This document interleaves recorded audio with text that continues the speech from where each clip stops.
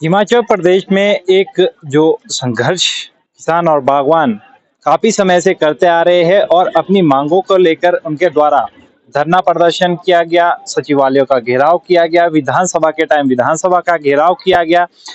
उनकी जिस तरह से 20 सूत्रीय मांग है उसको लेकर वो लगातार, चाहे वो मुख्यमंत्री है, चाहे राष्ट्रपति है, चाहे राज्यपाल है, लगातार अपने ज्ञापन दे रहे हैं। लेकिन अभी तक किसी पे भी निर्णय नहीं आया है। उसी के लिए आज संयुक्त किसान मोर्चा जो है आज राज्यपाल राजभवन के लिए जो है उन्होंने पैदल मार्च निकाला है और साथ में ही ज्ञापन जो है उनके द्वारा दिया जाएगा। काफी संख्या में जो किसान और बागवान हैं वो आए हुए हैं। संविधान दिवस की सभी देशवासियों को बहुत बहुत मुबारकबाद।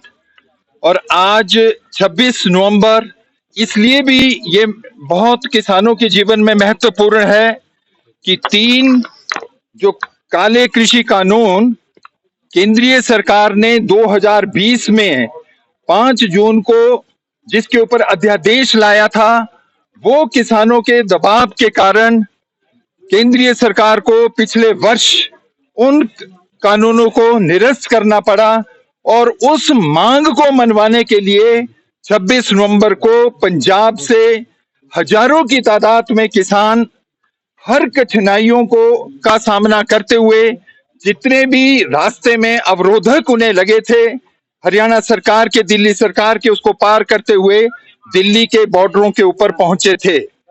आज के दिवस 26 नवंबर 2022 को भारतवर्ष में हर राज्य के अंदर राज्य भवन के लिए मार्च हो रहा है किसानों का।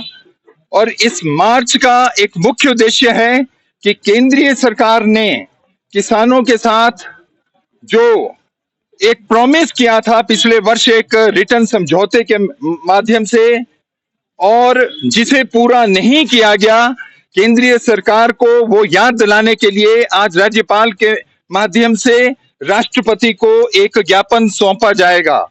इसमें 3 कृषि कानून जिन्हें वापस किया गया था, उसके अलावा की जो मांगे थी उसमें विशेष रूप से जो न्यूनतम समर्थन मूल्य को कानूनी गारंटी देने का सबसे मुख्य मांग थी, जो अभी तक पूरी नहीं हुई है।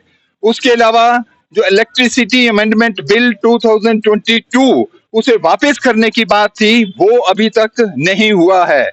इसके अलावा जो किसानों के ऊपर झूठे मुकदमे बने थे, पिछले 378 दिन जो एक किसानों का आंदोलन हुआ था, उसे सरकार ने वापस लेने की बात की थी, वो नहीं हुआ।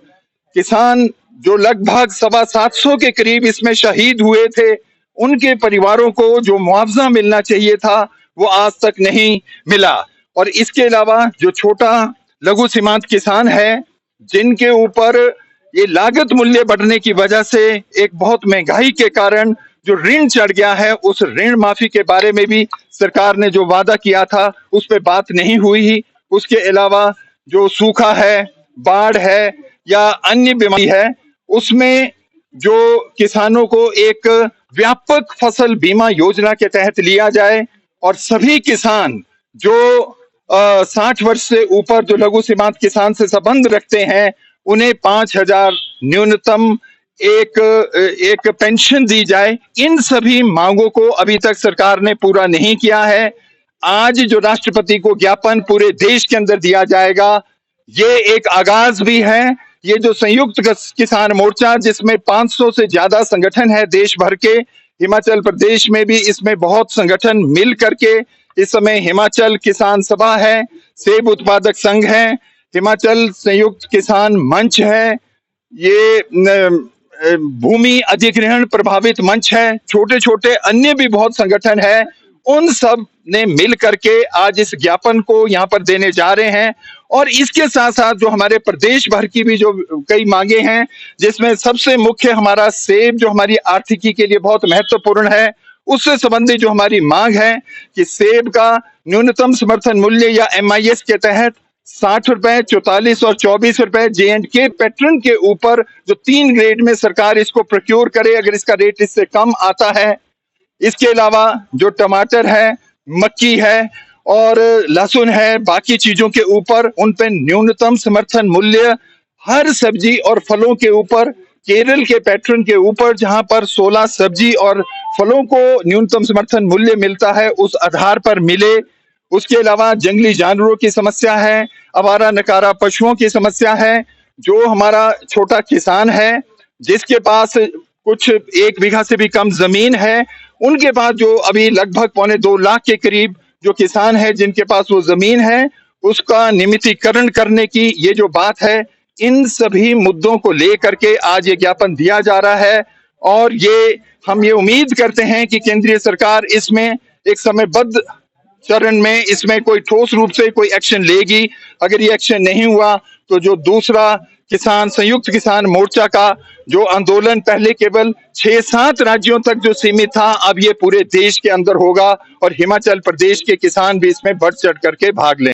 वहीं बागवानों का साफ तौर पे कहना है कि उनकी जो मांगे है, जिस तरह से न्यूनतम मूल्यों की मांग उनके द्वारा की जा रही है सेब के लिए और अन्य फसलों के लिए, वो जल्द से जल्द जो है सरकार पूरा करे। नहीं तो आने वाले समय में पूरे प्रदेश में ही नहीं बल्कि पूरे प्रदेश में जो किसान और बागवान है उनके द्वारा धरना प्रदर्शन किया जाएगा और जाहिर जो सरकार है उनके खिलाफ जो है नाराजगी जताई जाएगी। हिमाचल दर्पण लाइव टीवी के लिए मैं ब्यूरो चीफ विकास शर्मा, राजधानी शिमला से। प्रदेश के जाने माने आभूषण विक्रेता भूषण ज्वेलर ने अपने ग्राहकों के लिए त्योहारी उपहार योजना लॉन्च कर दी है। खुशियों की दिवाली योजना के तहत 10,000 की खरीद पर ग्राहकों को एक कूपन दिया जाएगा और इस योजना का हिस्सा बनकर ग्राहक मारुति एक्सप्रेसो कार सहित लाखों रुपए के उपहार जीत सकते हैं।